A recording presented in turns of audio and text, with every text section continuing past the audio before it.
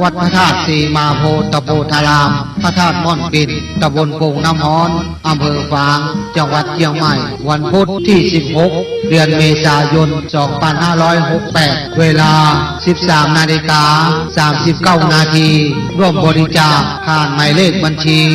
204-309-3196 ธนาคารกสิกรไทยสาขาฝางประเภทออมทรัพย์ติดต่อสอบถามได้ที่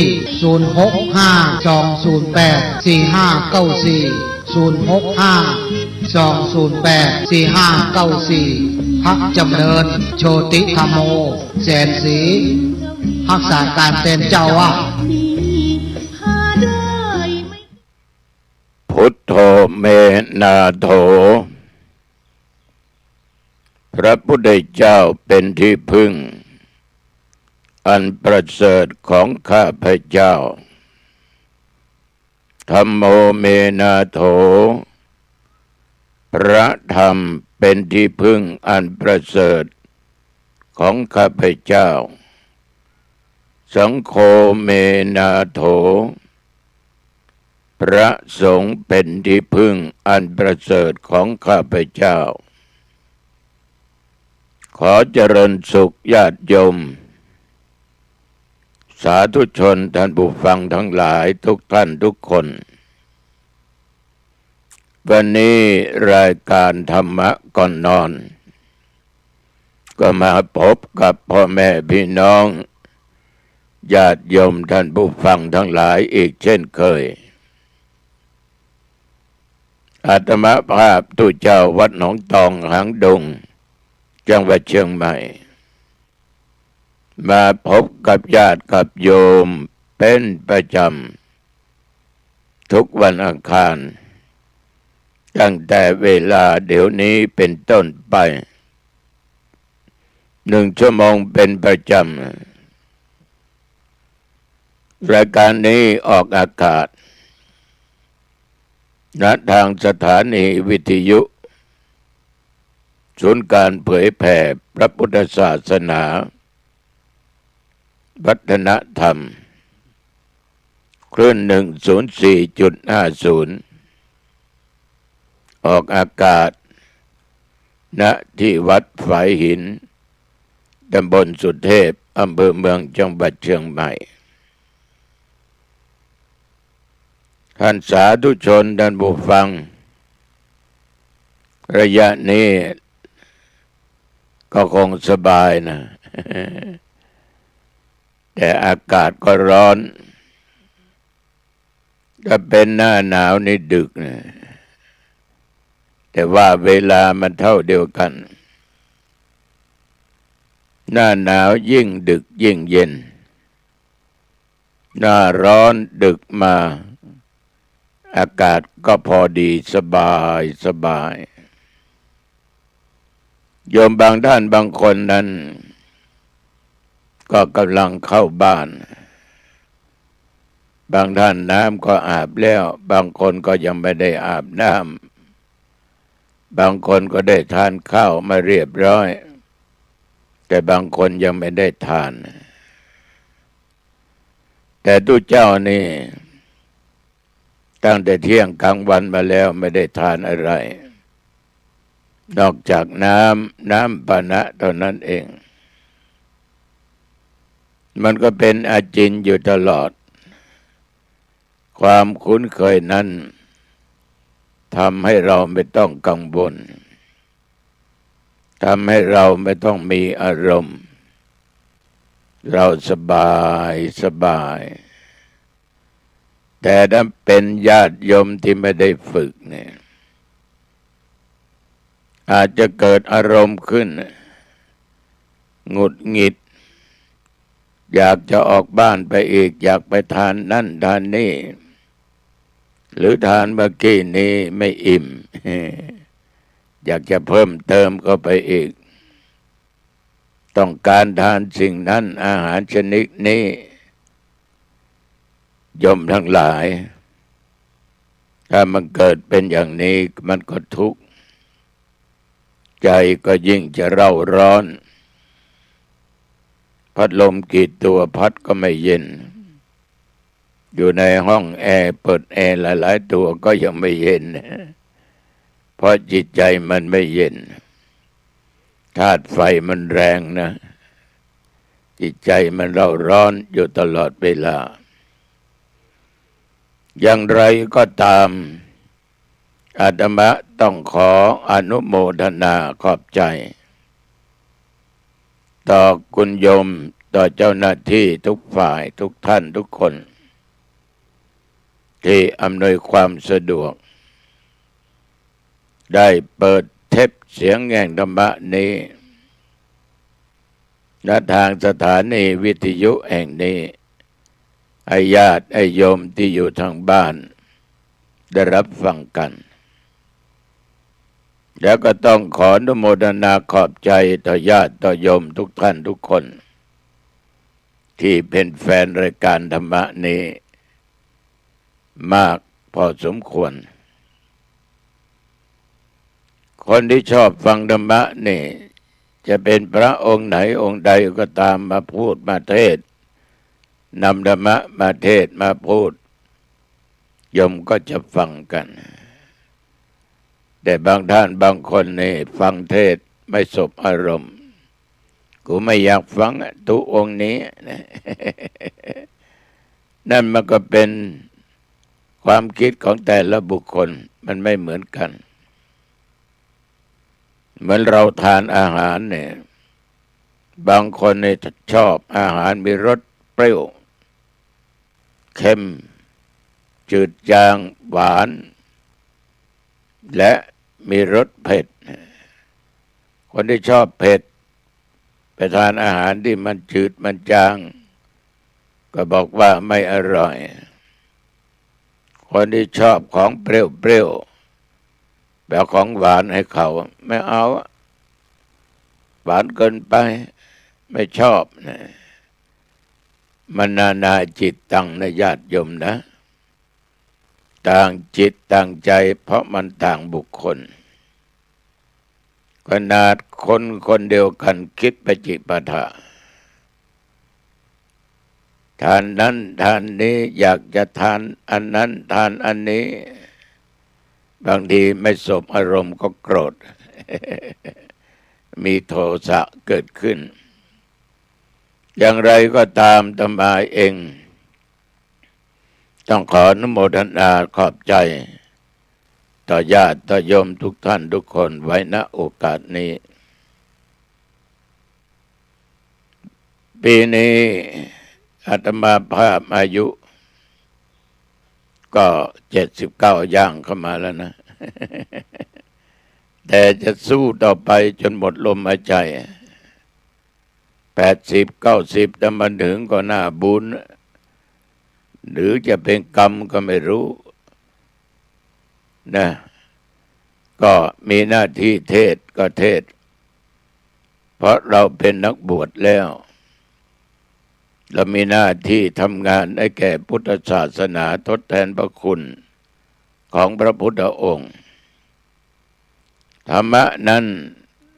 ถ้าเก็บไว้ก็ไร้ค่าเหมือนมีดที่ลับแล้วคมกริบเก็บไว้อยู่ในฝักไม่นำออกใช้มีดคมเล่มนั้นก็ไม่มีประโยชน์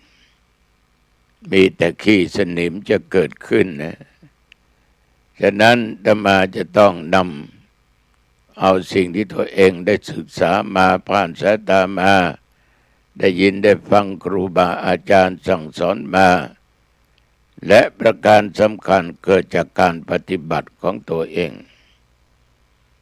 ธรรมะข้อไหนข้อใดเราได้นำปฏิบัติเรามันพูดได้เต็มปากนะเต็มปากเต็มใจเหมือนกับญาติโยมปลูกดอกจะเป็นดอกกุหลาบดอกอะไรก็ตามปลูกเต้าแตงถั่วหรืออะไรก็ตามถ้าโยมเคยปลูกโยมจะรู้ดีกว่าคนที่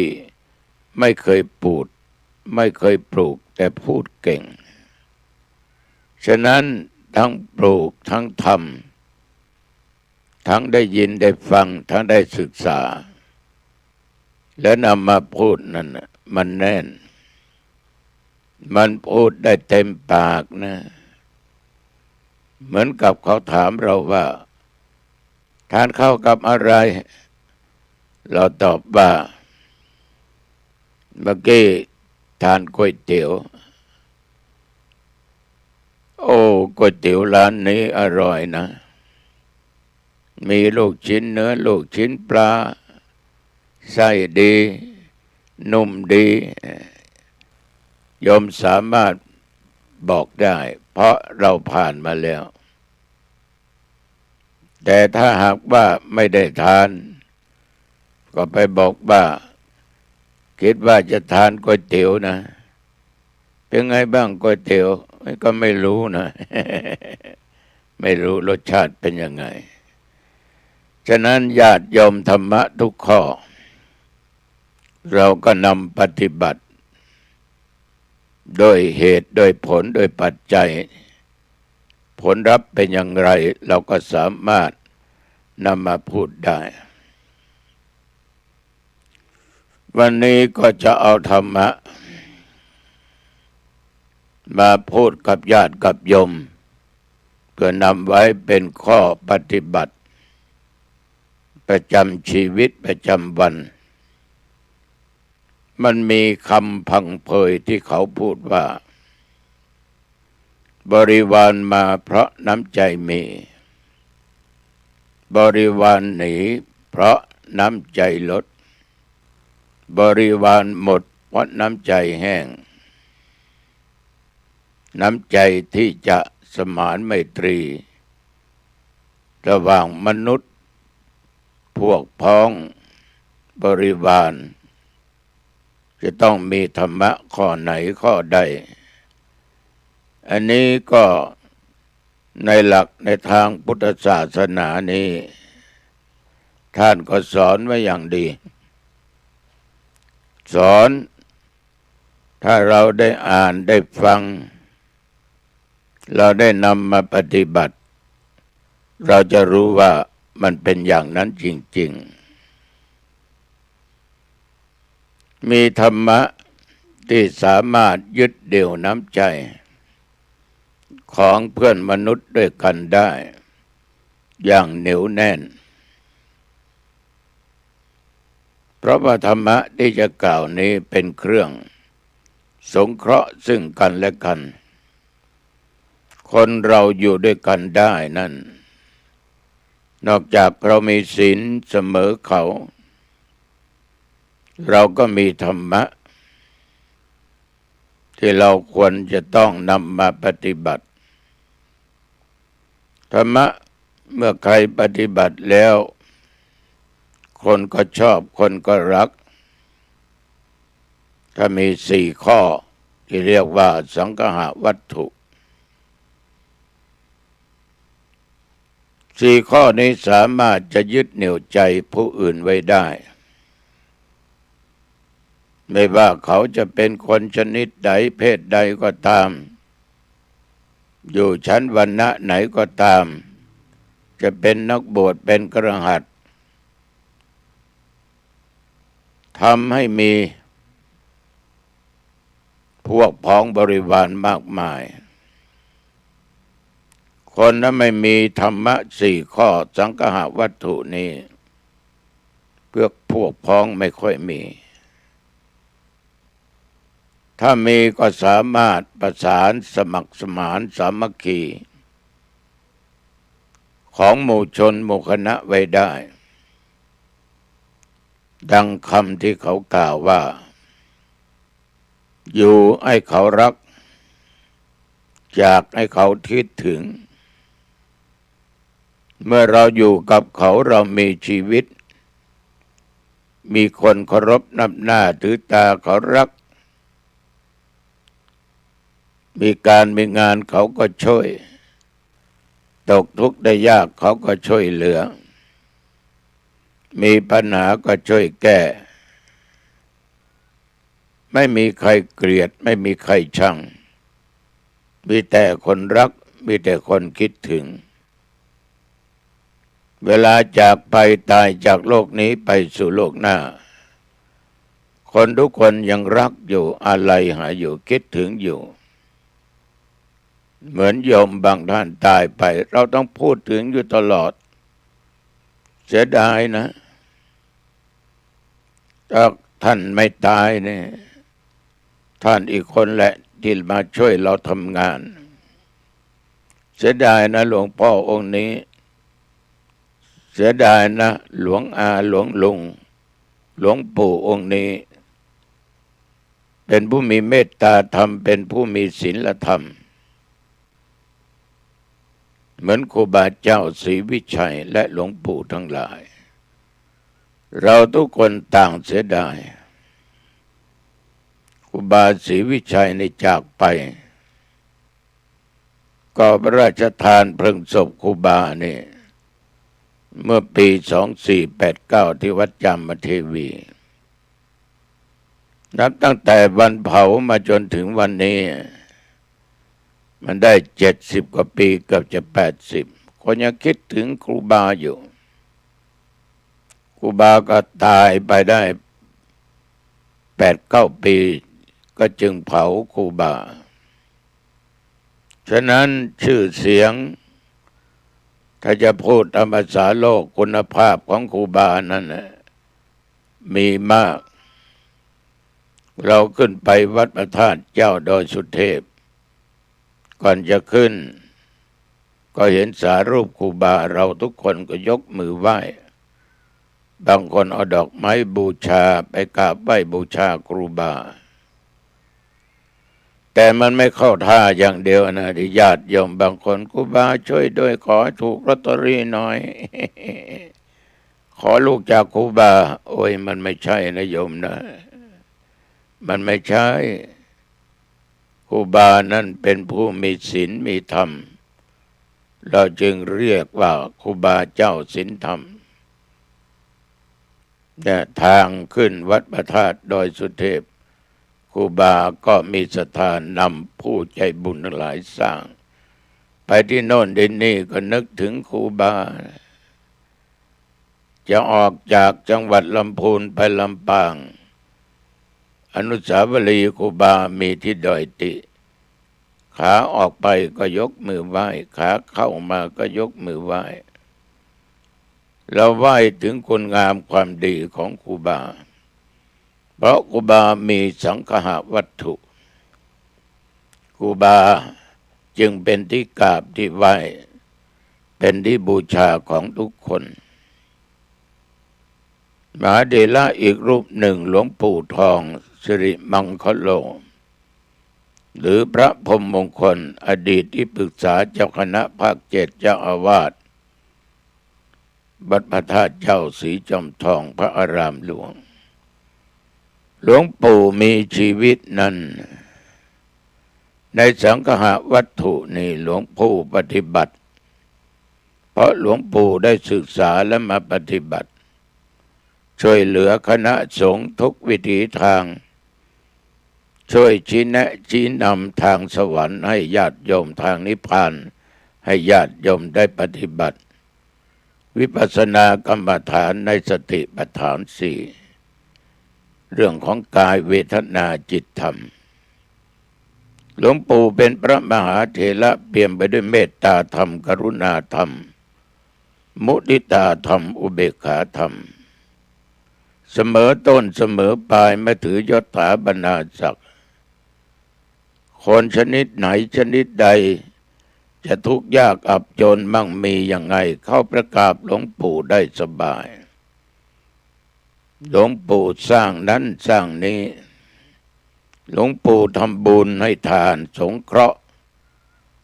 มาด้วยดีตลอดไม่ว่าจะเป็นพระภิกษุสามเณรและกระหัสชาวบ้านฉะนั้นหลวงปู่จึงเป็นที่กราบไหว้บูชาของทุกคนองค์ที่พ่อองค์ที่พูดนี่รักเหมือนกับพ่อคนหนึ่ง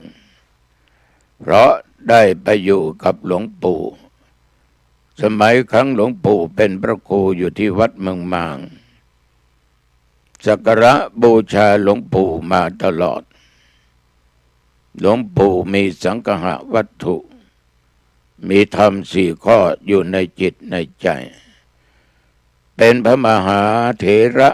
ที่เคยสัมผัสมีครั้งหนึ่งจะเล่าให้ฟังนะเรื่องจริง สมัยก่อนไปเผยแผ่ธรรมอาตมาเป็นตุเจ้าหนุ่มตุเจ้าน้อยอายุ20 กว่าปีเท่านั้นเผยแผ่ในจังหวัดเชียงใหม่เชียงรายสมัยไม่มีพระเยาว์เมืองน่านเมืองแพร่หลายจังหวัดไปกับหลวงปู่มีท่านมหาทรัพย์มีอดีตเจ้าคณะอำเภอเมืองเชียงใหม่มีหลวงพ่อหลายองค์ด้วยกันไม่ว่าหลวงพ่อหลวงปู่อดีตเจ้าคณะอำเภอสันกำแพงวัดร้องหัวแดง8-9 องค์เนี่ยเราออกเผยแผ่ธรรมะท่านทั้งหลายหลวงปู่นั้นไปที่ไหนให้ธรรมะและช่วยเหลือแก่เพื่อนสาธมิกด้วยกันโดยดีตลอดกลับมาถึงที่วัดพันอ้นรถมาจอดพอดีจะมาก็เปิดประตูรถด้วยขาดสติตั้งความประมาทเวลาปิดต้องปังผลปรากฏว่านิ้วเนี่ยไปติดอยู่ที่บานประตูเปิดออกเอานิ้วออกมาญาติโยมนิ้วโตขึ้นมาเลยมันจะแตกอยู่แล้วถ้ามาปวดแสนปวดหลวงปู่ท่านเห็นก็บอกมานี่ท่านมานี่หลับตานะตั้งจิตเป็นสมาธิให้ดีอาตมาก็ตั้งจิตเป็นสมาธิไม่ได้นั่งนะยืนทั้งสองแหละก็นึกว่าหลวงปู่จะเอายาอะไรมาทายาหม่องยาอะไรน้ำมันอะไรมาทาให้ผลปรากฏว่าหลวงปู่บ้วนเอาน้ำลายของหลวงปู่ตั้งจิตอธิษฐานแล้วก็เอามาลูบที่นิ้วมืออาตมาภาพมันเย็นนะญาติโยมมันหายเจ็บหายปวดโดยปิดทิ้งอาตมาก็คิดในใจว่าหลวงปู่นี่พลังจิตสูงมากมีญาณที่สูงมากนี่แหละคือพระอรหันต์อาตมาจึงกราบจึงไหว้หลวงปู่มีแต่เมตตาธรรมเมตตาก็สูงฉะนั้นพระมหาเถระอีกหลายรูปที่ตั้งอยู่ในสังฆะวัตถุธรรมถึงจะดับขันธ์ถึงจะจากโลกนี้ไปสู่โลกหน้าพวกเรายังคิดถึงท่านกราบไหว้บูชาท่านอยู่ตลอดเวลาทำสังฆะวัตถุนั้นทานแปลว่าการให้คือการแบ่งปันสิ่งของตนแก่ผู้อื่นที่ควรให้ปันธรรมะข้อนี้ญาติโยมก็สอนให้คนเรารู้จักเสียสละไม่เป็นคนขี้ตนีตะเหนียวขี้เหนียวไม่เป็นคนเห็นแก่ตัวไม่ให้เป็นคนที่มีความโลภและความหลงให้เป็นคนมีน้ำจิตน้ำใจเอื้อเฟื้อเผื่อแผ่สิ่งของแก่คนที่ประสบความทุกข์เหมือนกับไฟไหม้น้ำท่วมคราวที่แล้วเนี่ยเราจะเห็นได้ว่าภายในและภายนอกหน่วยงานองค์กรต่างๆญาติโยมมีน้ำจิตน้ำใจพระสงฆ์องค์เจ้าพระมหาเถระก็มีน้ำจิตน้ำใจหลวงพ่อวัดดอยสุเทพปฐมเสนาบดี พระพรหมเสนาบดีเจ้าหน้าภาค7หลวงพ่อจังหวัดหลวงพ่อวัดพระสิงห์หลายองค์เจ้าคณะอำเภอรองอำเภอพระสงฆ์องค์เจ้านำเอาสิ่งของปัจจัยเงินทองลุยน้ำไปแจกจ่ายแก่ญาติโยมที่ประสบภัยน้ำท่วมไม่สามารถจะออกมาทำมาหากินได้พระสงฆ์หน่วยงานทั้งหลายก็เสียสละอาตมาก็ไปช่วยที่โน่นที่นี่ลงรถไม่ได้ก็อยู่บนรถนั่งเรือไม่ได้เพราะสุขภาพไม่ค่อยให้ก็ไม่ต้องไปบริจาคกันไปช่วยเหลือกันไปนี่คือสังฆะวัตถุเราแบ่งปันสิ่งของแก่บุคคลที่ควรให้ปันคนที่ไม่ควรให้นั้นคือให้ไปแล้วไม่เกิดประโยชน์อะไรให้ไปแล้วบางคนได้ของไปก็เอาไปขายเอาไปให้คนโน้นคนนี้ไปขายเอาเงินเอาทองหรือไปใช้ในทางไม่ถูกไปซื้อโน่นซื้อนี่ซื้อยาซื้อสุราเมลัยเหล่านี้เป็นต้นถ้าคิดถึงข้อนี้ที่ตัวเองพูดก็เคยช่วยแต่อาตมาภาพคิดอย่างหนึ่งว่าให้ไปแล้วเขาจะทำอะไรก็ช่างเขาขอเราได้ให้ทานให้ได้บุญโยมก็อาจจะย้อนว่าก็มันไม่ดีจะไปให้มันทำไมมือไม้มันก็มีการงานทำไมไม่ทำญาติโยมเราก็ไม่รู้จิตใจเขาจะเป็นอย่างไรฉะนั้นการให้สิ่งของนี่มันเป็นการมัดจิตมัดใจคนบางคนตกทุกข์ได้ยากลำบากข้าวปลาก็ไม่มีกินเจ็บไข้ได้ป่วยก็ไม่มีตังค์ไปหาหมอที่อยู่อาศัยดูแล้วก็เหมือนเล้าไก่เล้าเป็ด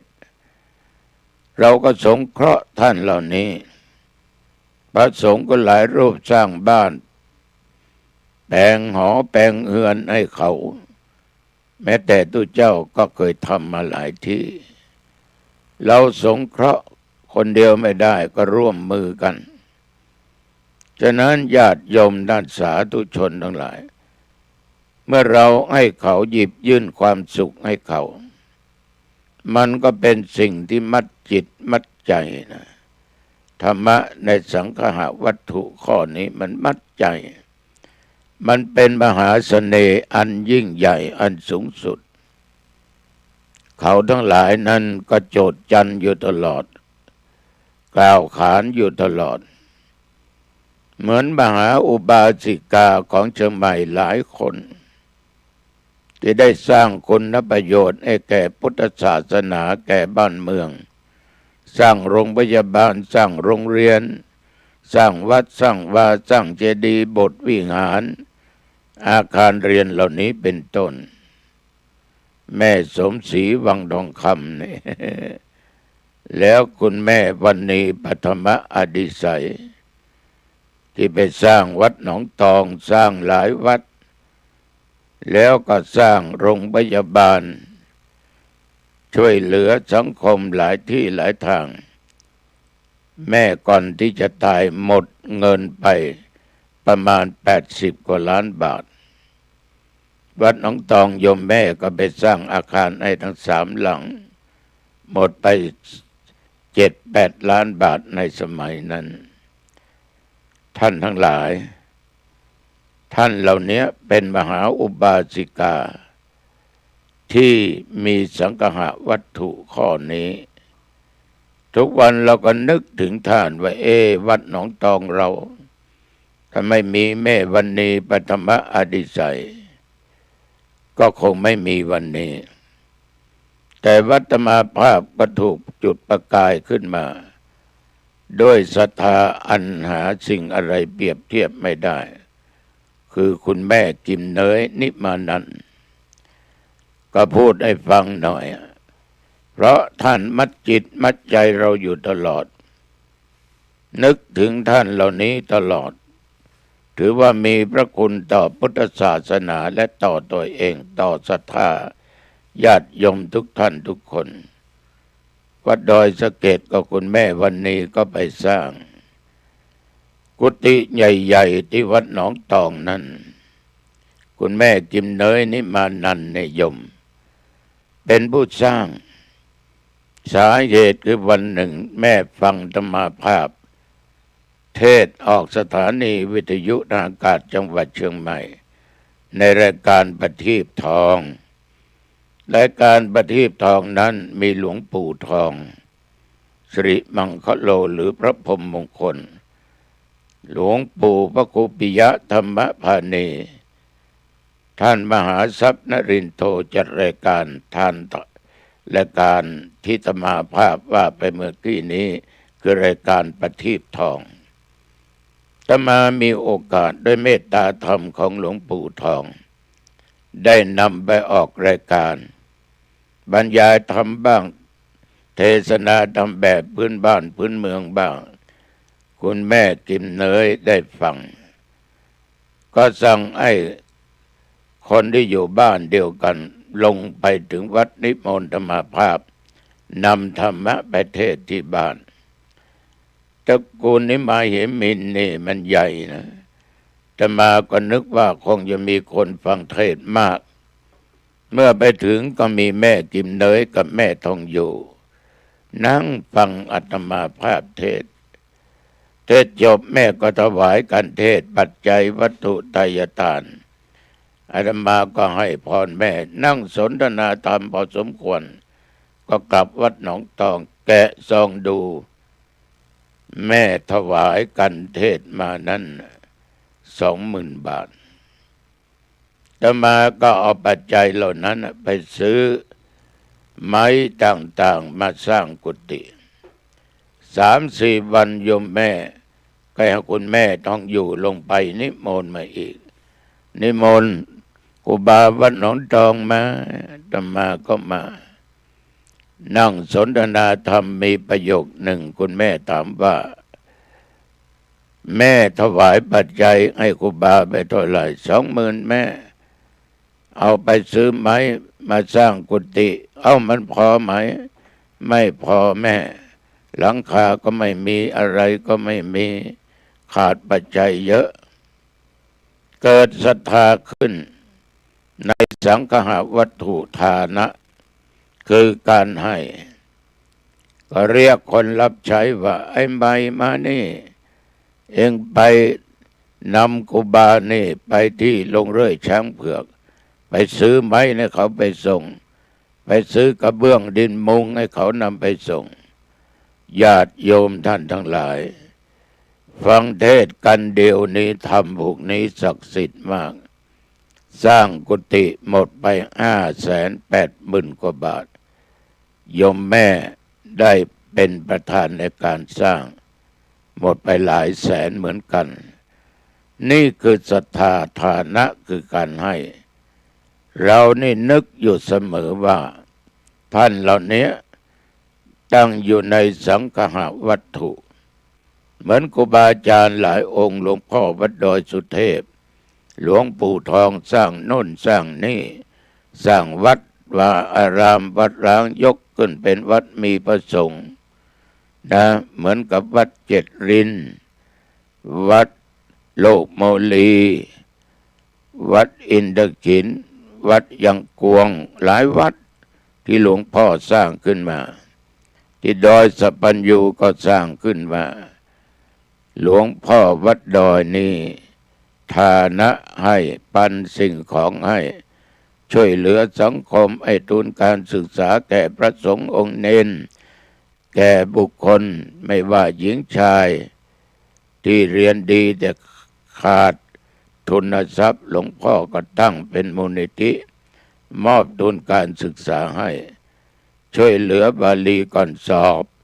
ทำมาตลอดได้เป็นไม่รู้กี่สิบปีผ่านมา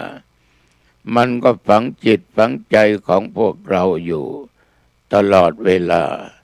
พระมหาเถระผู้เปี่ยมไปด้วยเมตตาธรรมมีหลวงปู่ทองนี่ครู รูบาเจ้าศรีวิชัยนี่ไม่ต้องพูดมีเยอะนะเป็นที่เคารพของญาติโยมทุกสารทิศไม่เพียงแต่จังหวัดเชียงใหม่ก็เรียกว่าไปทั่วโลกนะในประเทศไทยไม่ต้องว่านะฉะนั้นญาติโยมฐานะคือการให้การแบ่งปันให้เขานั้นได้รับเขาก็มีความสุข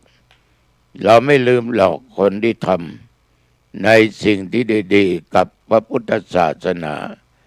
หลายท่านหลายคนด้วยการสนับสนุนอาตมาภาพถ้าจะนำมากล่าวทั้งหมดก็ย่อมเป็นไปไม่ได้ไม่ว่าโยมจะอยู่ในเมืองเชียงใหม่โยมจะอยู่อำเภอไหนก็ตามโยมแสงล่าเนี่ยดาวเรืองพร้อมกับลูกคืออ่อนอนงนี่ก็ไปอุปถากอุปถัมภ์ขอบใจมากๆขอบใจมากๆมันเป็นสิ่งที่เรานั้นต้องนึกถึงพระคุณหลายท่านหลายคนที่ได้กล่าวนามประกาศไปตามวิทยุฉะนั้นญาติโยมเราช่วยเหลือกันสงเคราะห์กันมันเป็นสิ่งที่มัดจิตมัดใจซึ่งกันและกันไว้เพราะว่าการให้นั้นคนที่ได้รับมันมีความดีใจมันจะไม่ลืมเราเพราะเราเป็นคนให้เขาอาตมาภาพก็ยังดีใจถึงเราไม่มีทรัพย์สมบัติอะไรพอกินพอใช้แต่เราก็ให้ธรรมะสัพพทานังธรรมะทานังชินาติการให้ธรรมะเป็นทานก็ย่อมชนะการให้ทุกสิ่งทุกอย่างได้ธรรมาก็เลยนำธรรมะมาเผยแผ่ได้50 กว่าปีและญาติโยมนานโขอยู่ ก็เข้าใจว่าอยู่ได้ทุกวันเนี่ยยังไม่ตายเนี่ยนะไปไหนมาไหนได้ก็ด้วยอานิสงส์ผลบุญอันเกิดจากการเผยแผ่ธรรมะและได้ช่วยเหลือสังคมสงเคราะห์หลายสิ่งหลายอย่างฉะนั้นญาติโยมทำไปเถิดชีวิตของคนเรานี้มีทรัพย์สมบัติมากมายกายกองเมื่อเราไม่ตายสวนโน้นก็เป็นชื่อเรานานี่20 ไร่ก็เป็นชื่อเรารถยนต์เบนซ์วอลโว่BMยี่ห้ออะไรก็เป็นชื่อเราบ้านหลังเบิ่มก็เป็นชื่อของเราอะไรก็ชื่อเราหมดเงินฝากธนาคารกี่แสนกี่ล้านก็ชื่อเราเวลาหมดลมหายใจตายไปที่มีชื่อเนี่ยเขาลบออกหมดแหละเปลี่ยนเป็นชื่อของเขาไปหมดเดี๋ยวก็เปลี่ยนมือเป็นคนที่2ที่3ชื่อเราก็หายจ่อยไปเลยฉะนั้นญาติโยมเราทำให้มันมีชื่ออยู่ในจิตในใจของคนทั้งหลายให้เขาได้นึกถึงตัวเราหรือเขาจะจดจะเขียนจะจำไว้ยังไงชื่อเรายังมีในจิตในใจแต่ทรัพย์สมบัติที่เรามีนั้นหมดชื่อเราไม่มีคนที่รับซื้อเป็นทอดไปไม่รู้มันเป็นที่ของใครนะชื่อใครก็ไม่รู้ฉะนั้นอยากให้รู้ก็ต้องทำฐานะคือการให้ปันสิ่งของตนแก่คนที่ควรให้ปันอย่าให้อาวุธปืนก็ตามวัตถุระเบิดก็ตามยาพิษก็ตามสิ่งเหล่านี้อันตรายมากอย่าให้ทานสิ่งเหล่านี้เพราะมันเป็นสิ่งที่ไม่ถูกต้องตามทำนองครองธรรมนี่อาตมาภาพฝากไว้สังฆะวัตถุข้อแรกทานคือการให้ข้อที่2นี่สำคัญยิ่งเหมือนกันปิยวาจา ปิยวาจาหรือปิยวัชชะการเจรจาวาจาที่ไพเราะอ่อนหวานการพูดดีไวจาไพเราะมันเป็นการสมานไมตรีซึ่งกันและกันญาติโยมแต่จะไปปากหวานและก้นส้มปากพูดมาอย่างหนึ่งแต่ใจไม่ตามใจคิดอีกอย่างหนึ่งก็เรียกว่า คนอย่างนี้หน้าไว้หลังหลอกเชื่อไม่ได้คำพูดคำจาบางคนพูดจนคนฟังหูตู้ไปเชื่อแล้วก็หลอกลวงเราจนหมดเนื้อหมดตัวได้รับความเดือดร้อนฉะนั้นปิยวาจานี้คือเจรจาวจีอันไพเราะอ่อนหวานสมานไมตรีการกล่าววาจาที่ไพเราะอ่อนหวานในญาติโยมท่านบอกว่าควรตั้งอยู่ในพื้นฐานของสัจจวาทะคือพูดแต่สิ่งที่เป็นจริงสิ่งที่เป็นจริงก็คือสิ่งที่แท้ไม่ตั้งอยู่ในคำว่าหลอกลวงเหมือนสังคมปัจจุบันเนี่ยที่เป็นข่าวกันอยู่ตลอดในญาติโยมโอ้คนเหล่านี้หลอกลวงกันเก่งทั้งที่รู้ว่าเขาหลอกก็ยังให้เขาหลอกอยู่หมดไปครั้งแรกยังไม่เข็ดยังหมดครั้งที่สองที่สามหมดไปเป็นพันกลับมาเป็นหมื่นหมดเป็นหมื่นกลับเป็นแสนเป็นล้านเดือดร้อนกันวุ่นวายเพราะคนนั้นมันไม่มีปิยวาจาไม่ใช่อ่อนหวานอย่างเดียวมันจะต้องปิยวาจาอันสัจจะคือพูดแต่สิ่งที่เป็นจริงแต่คนเรานี่ก็แปลกนะอย่างตัวเจ้าพูดในสิ่งที่เป็นจริงยังไม่ชอบต้องหลอกเสียหน่อยลวงเสียหน่อยในญาติโยมถ้าใครทำบุญกับอาตมานะโยมจะได้ขึ้นสวรรค์นะถ้าตายไปแล้วสวรรค์อยู่แค่เอื้อมมือของโยมนะขอได้ร่วมทำบุญร่วมกันก็แล้วกันเนี่ยเราจะไปเมืองนิพพานด้วยกันนะโยมนะขอโยมร่ำรวยถูกหวยนะรวยเองได้เงินแสนเงินล้านหลายล้านพันล้านหมื่นล้านนะโอ้โหเดี๋ยวนี้ไม่ว่าพระไม่ว่าคฤหัสถ์มันพอกันมันเป็นผีหลอกที่โน่นหลอกที่นี่จิปาถะพูดอย่างไรจะได้เงินจากเขาก็หลอกเอาญาติโยมก็ขาดสติขาดปัญญาพูดจริงในเขาไม่ชอบเพราะความจริงบางครั้งมันไปแทงใจดำของเขาเขาเลยไม่ชอบตัวเจ้าชอบพูดสิ่งที่เป็นจริงเหมือนครูบาอาจารย์หลายองค์ชอบสิ่งที่เป็นจริงไม่ชอบเลาะแหละไม่ชอบพูดโกหกไม่ชอบพูดหลอกลวงเพราะการพูดให้เขาหลงเชื่อนั้นญาติโยมมันง่ายสร้างภาพขึ้นมันง่ายแต่ความจริงนั้นมันยากเพราะอะไรเพราะเขาไม่เคยปฏิบัติในสิ่งที่มันเป็นจริงเขาปฏิบัติมาสิ่งที่เที่ยวไปหลอกลวงหรือว่าไปให้คนหลงเชื่อบางครั้งนี่ญาติโยมท่านทั้งหลายก็แกล้งให้คนอื่นได้ยกยอปอปั้นตัวเองบางคนก็ไม่แกล้งยกยอผู้อื่นด้วยความไม่จริงใจคนหน้าไหวหลังหลอกมีเยอะผีที่ว่าดุน่ากลัวยังไม่น่ากลัวต่อคนที่หลอกลวงพูดไม่ตรงกับความเป็นจริงหวังประโยชน์อย่างเดียวการเวลาด้วยวาทะคำพูดนั้นสำคัญยิ่งญาติโยมต้องให้พอเหมาะแก่การเวลาและสถานที่พูดให้เกิดความสามัคคีรักใคร่ปองดองกันนับถือกันเนี่ยโยมไปเจอคนจริงโยมจะมารู้สึกก็เมื่อเขาตายไปแล้วโอ้เสียดายนะ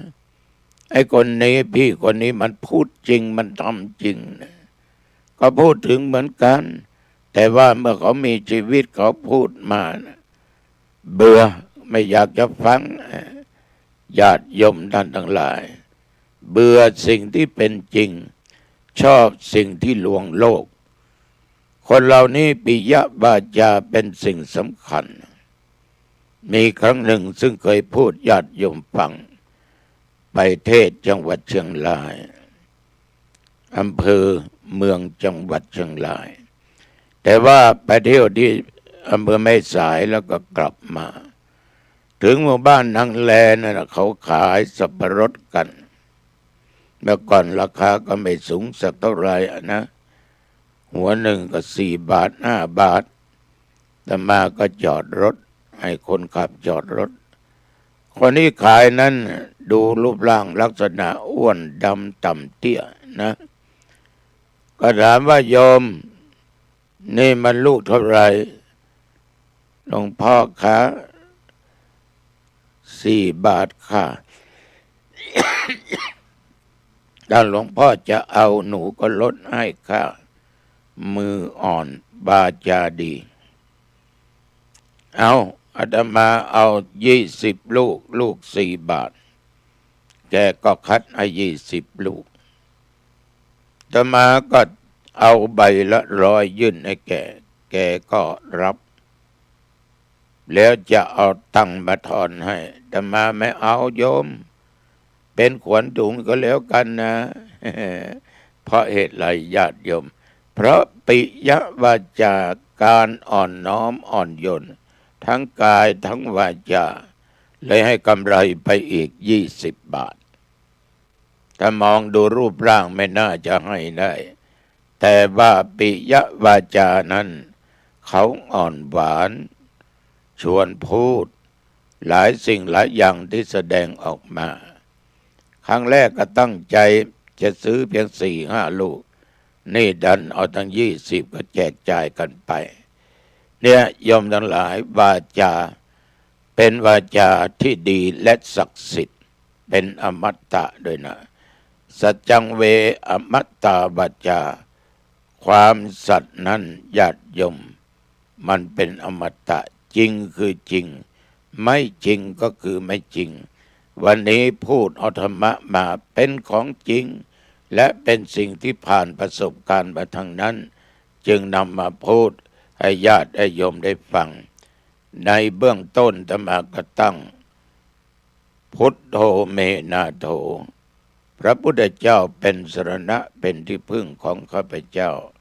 ธัมโมเมนาโถพระธรรมเป็นที่พึ่งอันประเสริฐของข้าพเจ้าสังโฆเมนาโถพระสงฆ์เป็นที่พึ่งอันประเสริฐของข้าพเจ้าญาติโยมจงมี3 บทนี้นะยึดเป็นอารมณ์หายใจเข้าพุทโธเมนาโถธัมโมเมนาโถสังโฆเมนาโถหายใจออกพุทโธเมนาโถธัมโมเมนาโถสังโฆเมนาโถ